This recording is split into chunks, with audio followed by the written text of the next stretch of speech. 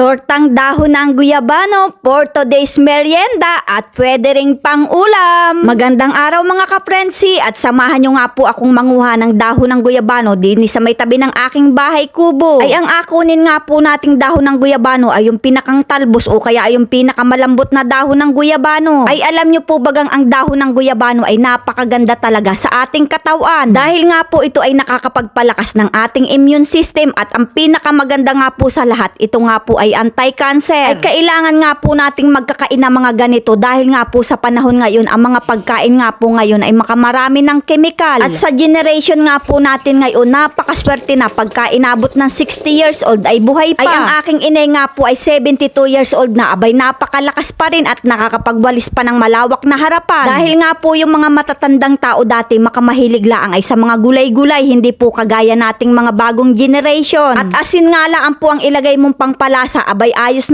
na po sa kanila. Ay hindi po kagaya ngayon kung ano-ano na po ang inapaglalagay sa mga pagkain. Ay ako nga po ay magpasalamat talaga pagka ako'y umabot pa ng 60 years old dahil nga din po sa aking mga inapagkakain. Ay ho ho! At hiniwa-hiwa nga po natin ng maliliit yung dahon ng guyabano. At lagyan na nga po natin yan ng sibuyas, dahon ng sibuyas at saka po ay oyster sauce. At lagyan nga din po natin yan ng paminta, asin, chili powder at saka po ay harina at 2 itlog. Atin nga po yung halu-haluin dahil nga po yan ay atin ang akainin. Ay ho ho, hilaw pa yan. Ay atin nga lang po yung ahalu-haluin para nga po yung mga nilagay nating sangkap dyan ay maghalo-halo na. Ay wag po kayong matakot, magkakain ng ganari. At mas katakutan pa nga po ninyo ang madalas na pagkain ng karne ng baboy at saka ay pag-inom ng soft drinks. At higit sa lahat, pag-iinom ng alak at saka ay pagyoyosi, mas nakakatakot po yun. Ay ang sabi nga po, kung alin pa yung bawal ay siyang masarap. Ay ho ho.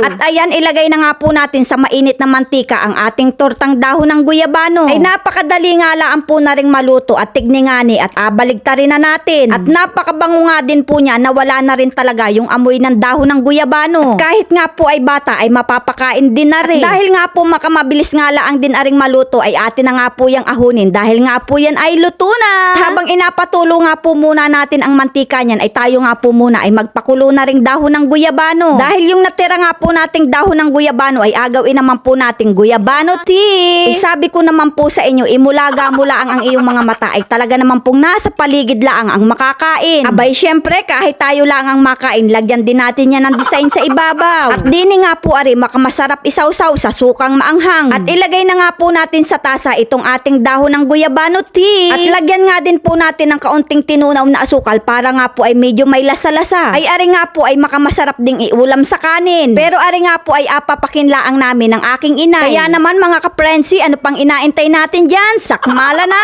Ay makamasarap man din nga ni, lalo na po pag asaw-saw mo sa sukang maanghang. Nawala na nga din po yung amoy ng dahon ng guyabano. Kaya naman po mga kaprensi, kung nagustuhan nga po ninyo aring bidyong ari pa like and share na laan po. Maraming salamat!